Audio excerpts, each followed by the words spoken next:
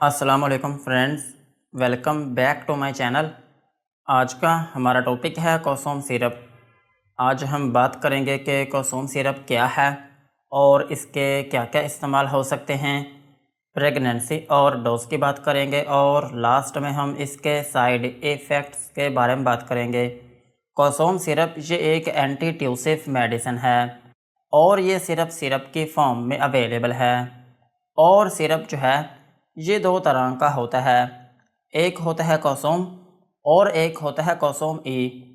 और जो कोसोम सिरप है इसमें जो फार्मूला यूज़ हुआ है उसका नाम है क्लोरफेनेरामिन प्लस डेक्स्ट्रोमेथोर्फिन प्लस स्यूडोएफेड्रिन, यानी कि इसमें 3 फार्मूले यूज़ हुए हैं। और जो कोसोम ई सिरप है इसमें जो फार्मूला यूज़ हुआ है उसका नाम है diphenhydramine plus aminophylline plus ammonium chloride plus menthol, यानी कि इसमें टोटल 4 फार्मूले यूज़ हुए हैं। और ये दोनों सिरप जो हैं ये एक दूसरे से बहुत डिफरेंट हैं, अगरचे इनका नाम जो है वो बहुत सेम है, कुछ ज़्यादा फ़र्क नहीं है, लेकिन इनमें जो फार्मूले यूज़ हुए हैं वो बहुत डिफरेंट हैं और इस तरह से इनके यूजेस जो हैं वो भी बहुत डिफरेंट हो जाते हैं। सो यही था कोसोम और कोसोम ई सिरप का इंट्रोडक्शन। अब हम इनके यूजेस के बारे में बात करते हैं कि वो कौन सी ऐसी कंडीशंस हैं जिनमें आप कोसोम और कोसोम ए सिरप का यूज़ कर सकते हैं। कोसोम सिरप को आप ड्राई कफ में यूज़ कर सकते हैं। अगर आपको खुशक खांसी आ रही है तो फिर इस कंडीशन में आप कोसोम सिरप का यूज़ कर सकते हैं। और कोसोम सिरप को आप cough associated with cold and fever में भी यूज़ कर सकते हैं।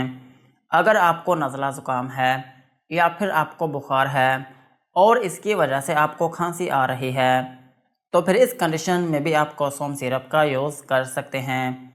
और कोसोम सिरप को आप हे फीवर में भी यूज़ कर सकते हैं। हे फीवर जो है ये एक एलर्जिक रिएक्शन है और अगर ये आपकी बॉडी में होता है तो फिर इसकी वजह से आपको बार बार छींकें आना शुरू हो जाती हैं और आपकी नोज़ में से पानी बहना शुरू हो जाता है और आपकी आंखों में से पानी बहता रहता है। सो अगर किसी शख्स को हे फीवर है तो फिर इस कंडीशन में भी आप कोसोम सिरप का यूज़ कर सकते हैं। और कोसोम सिरप को आप इची थ्रोट में भी यूज़ कर सकते हैं। अगर आपका गला दुखता है या फिर आपके गले में खराश रहती है या फिर आपके गले में रेडनेस है या फिर आपके गले में स्वेलिंग है तो फिर इस कंडीशन में भी आप कोसोम सिरप का यूज़ कर सकते हैं। और कोसोम सिरप को आप स्टफ़ी नोज़ में भी यूज़ कर सकते हैं। अगर आपकी नोज़ बंद हुई पड़ी है तो फिर इस कंडीशन में भी आप कोसोम सिरप का यूज़ कर सकते हैं। और कोसोम सिरप को आप स्नीजिंग में भी यूज़ कर सकते हैं। अगर आपको बार बार छींकें आती रहती हैं या फिर आपकी आंखों में से पानी बहता रहता है तो फिर इस कंडीशन में भी आप कोसोम सिरप का यूज़ कर सकते हैं। ये थे कोसोम सिरप के यूजेस। अब हम कोसोम ई सिरप के यूजेस के बारे में डिस्कस करते हैं। कोसोम ई सिरप को आप प्रोडक्टिव कफ में यूज़ कर सकते हैं। अगर आपको बलगम वाली खांसी आ रही है तो फिर इस कंडीशन में आप कोसोम ई सिरप का यूज़ कर सकते हैं। और कोसोम ई सिरप को आप चेस्ट कंजेशन में भी यूज़ कर सकते हैं। अगर आपकी छाती जाम है या फिर आपकी छाती में बलगम इतनी जमा हुई पड़ी है कि आपको सांस लेने में भी दुश्वारी पेश आती है तो फिर इस कंडीशन में भी आप कोसोम ई सिरप का यूज़ कर सकते हैं। और कोसोम ई सिरप का एक अहम यूज़ ये है कि आप इसको एस्थमेटिक कफ में भी यूज़ कर सकते हैं। अगर किसी शख्स को दमा है या फिर आपको सांस की तंगी रहती है या फिर आपको दमे वाली खांसी है या फिर आपका सांस जो है वो हर टाइम फूला रहता है तो फिर इस कंडीशन में भी आप कोसोम ई सिरप का यूज़ कर सकते हैं। और कोसोम ई सिरप का एक अहम यूज़ ये भी है कि आप इसको ब्रोंकाइटिस में भी यूज़ कर सकते हैं। ब्रोंकाइटिस जो है ये एक ऐसी कंडीशन है जिसमें आपके फेफड़ों में जो ब्रोंकियल ट्यूब्स होती हैं उनमें इन्फेक्शन हो जाती है और फिर इसकी वजह से उनमें स्वेलिंग आना शुरू हो जाती है और फिर इसकी वजह से आपको सांस की तंगी रहना शुरू हो जाती है और आपको बलगम वाली खांसी आना शुरू हो जाती है और आपकी चेस्ट में दर्द रहना शुरू हो जाती है।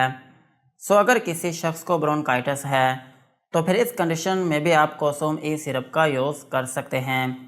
और सेम इसी तरह आप इसको एम्फीज़ीमा में भी यूज़ कर सकते हैं।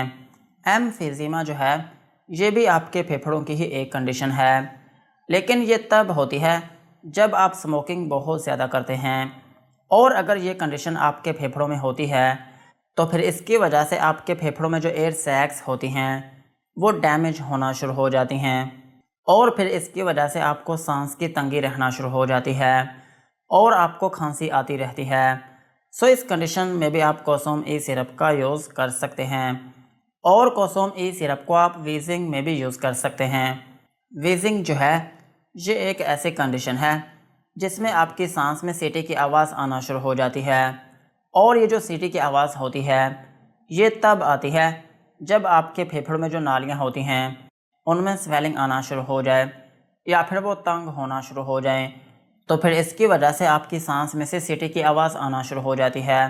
सो इस कंडीशन में भी आप कोसोम ई सिरप का यूज़ कर सकते हैं और कोसोम ई सिरप जो है ये स्पेशली बलगमी खांसी के लिए बनाया गया है। अगर आपको बलगम वाली खांसी है या फिर आपको सांस की तंगी रहती है या फिर आपके फेफड़ों में ब्रोंकाइटिस है या फिर आपको एम्फीज़ीमा है या फिर आपको दमा है या फिर आपको दमे वाली खांसी आती है, तो फिर इन कंडीशंस में आप कोसोम ई सिरप का यूज़ कर सकते हैं। और कोसोम सिरप जो है ये खुशक खांसी के लिए अहम है। अगर आपको खुशक खांसी है या फिर आपको नज़ला ज़ुकाम है या फिर आपका गला दुखता है या फिर आपको बार बार छींकें आती रहती हैं या फिर आपकी आंखों में से पानी बहता रहता है, तो फिर इन कंडीशंस में आप कोसोम सिरप का यूज़ कर सकते हैं। यही थे इनके यूजेस। अब हम इनकी डोज के बारे में बात करते हैं। अगर आपकी एज 18 साल से ज़्यादा है तो फिर आप इन दोनों सिरप में से कोई से भी एक सिरप के 1 से 2 चम्मच दिन में 2 से 3 मरतबा तक यूज़ कर सकते हैं।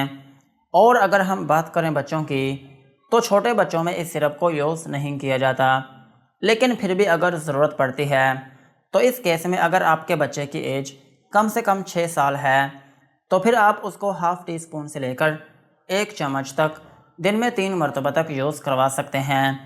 और अगर हम बात करें प्रेगनेंसी की तो प्रेगनेंसी में ये FDA कैटेगरी C में फॉल करता है, जिसका मतलब ये है कि ये सिरप प्रेगनेंसी में सेफ़ नहीं है और ब्रेस्ट फीडिंग मदर्स जो हैं वो इस सिरप को यूज़ कर सकती हैं।